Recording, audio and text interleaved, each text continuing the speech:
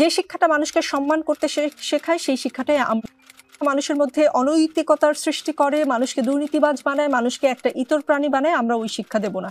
যে শিক্ষাটা মানুষকে সম্মান করতে শেখায় সেই শিক্ষাটাই আমরা আমাদের সন্তানদের হাতে তুলে দিব। ছেলে অথবা মেয়ে শিক্ষার পাঠ চুকিয়ে বের হওয়ার পর তার যোগ্যতা অনুযায়ী সে কাজ পেয়ে যাবে, হয় সে উদ্যোক্তা হবে, না হয় সার্ভিসের যে কোনো কাজ পেয়ে যাবে, সে বেকার থাকবে না। ক্ষমতায় গেলে জামায়াত ঘুষ দুর্নীতি নির্মূল করবে প্রতিজ্ঞা করেছেন জামায়াতের আমির ডক্টর শফিকুর রহমান।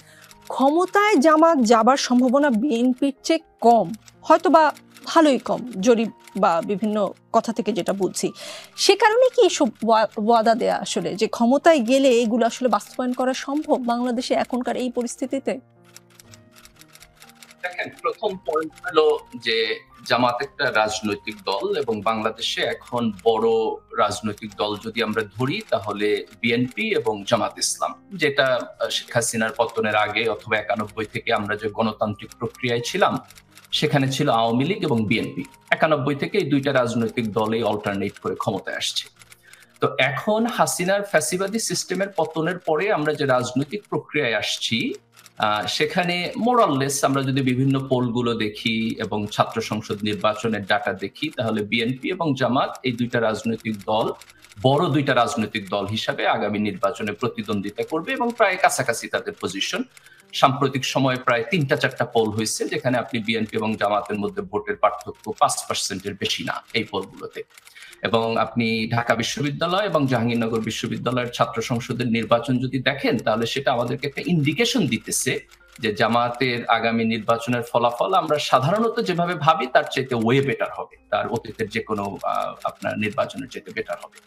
তো সেই প্রেক্ষিতে জামাত ইসলাম আগামী দিনে দেশকে কিভাবে পরিচালনা করবে, কোন কোন জায়গায় তাদের কন্ট্রিবিউশন করার সুযোগ আছে, তাদের রাজনৈতিক ফিলসফি কি, তাদের অর্থনৈতিক ফিলসফি কি, জনগণের জন্য তারা কি করতে চায় সেটা তারা জনগণের কাছে আউটলাইন করবে। এটা অত্যন্ত স্বাভাবিক রাজনৈতিক প্রক্রিয়া।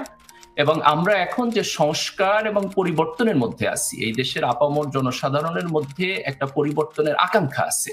এটা জুলাই গণ অভ্যুত্থানের পরে তৈরি হয়েছে। এই দেশের তরুণ প্রজন্ম এই দেশটাকে ভিন্নভাবে দেখতে চায়।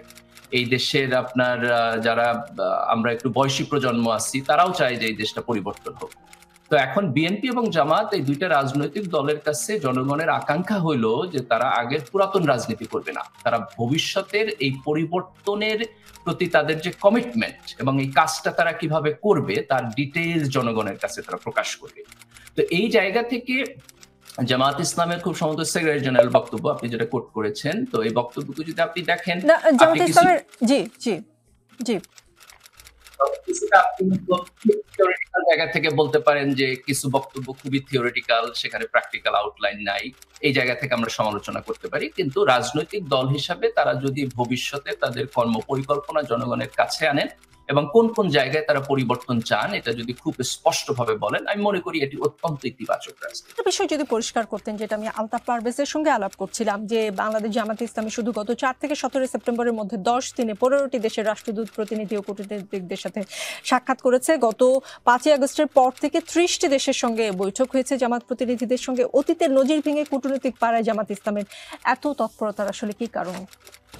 এটা খুব সিম্পল এবং স্পষ্ট। সেটি হচ্ছে যে এই জুলাইয়ের গণ অভ্যুত্থানের পরে এখন বাংলাদেশ যে সিচুয়েশনে আছে সেখানে জামাত ইসলাম একটা প্রসপেক্টিভ পলিটিক্যাল পার্টি হিসেবে এমার্জ করছে। আপনি যদি এর আগের নির্বাচন ধরেন, আমি 2001-এর নির্বাচন পর্যন্ত দেখি, তাহলে সেখানে জামাতের ভোটের ম্যাক্সিমাম পার্সেন্টেজ ছিল বোধহয় 91, আপনার 12%-এর মতো, অর্থাৎ তারা টপ দুইটা পার্টির একটা ছিল না। কিন্তু এখনকার রাজনৈতিক সিচুয়েশনে জামাত প্রসপেক্টিভলি আপনার টপ দুইটা পার্টির মধ্যে একটা, ইভেন তারা ইলেকশন জিতেও যেতে পারে, নোবডি নোজ যে সামনে কি হবে। তো বিএনপি অথবা জামাত দুইটা দলের যে কেউ নির্বাচনে জিততে পারে এবং কন্টেস্টটা খুব ক্লোজ কল হইতে পারে। তো আমার বোধ হয় যে সেই জায়গা থেকে জামাত ইসলামের ব্যাপারে এখন সবার একটা ইন্টারেস্ট গ্রো করছে, যে তারা জামাতের সাথে কথা বলতে চায়, তারা বুঝতে চায় যে জামাত ইসলাম দেশকে কিভাবে পরিচালনা করবে। এবং এখানে বোধ হয় জামাত যেহেতু ইসলামী রাজনৈতিক দল, ধরেন একটা লিবারেল ডেমোক্রেটিক পলিটিক্যাল পার্টি হইলে পরে তো তার ব্যাপারে আপনার যতটুকু আস্থা থাকে ইসলামী রাজনীতির ব্যাপারে ইন্টারন্যাশনাল কমিউনিটির কিছু কোশ্চেন থাকে, তারা কিছুটা বুঝতে পারে, তাদের কনজারভেটিভ পলিটিক্স কোন জায়গায় গিয়ে দাঁড়াবে সেটা নিয়ে তাদের কনসার্ন থাকতে পারে।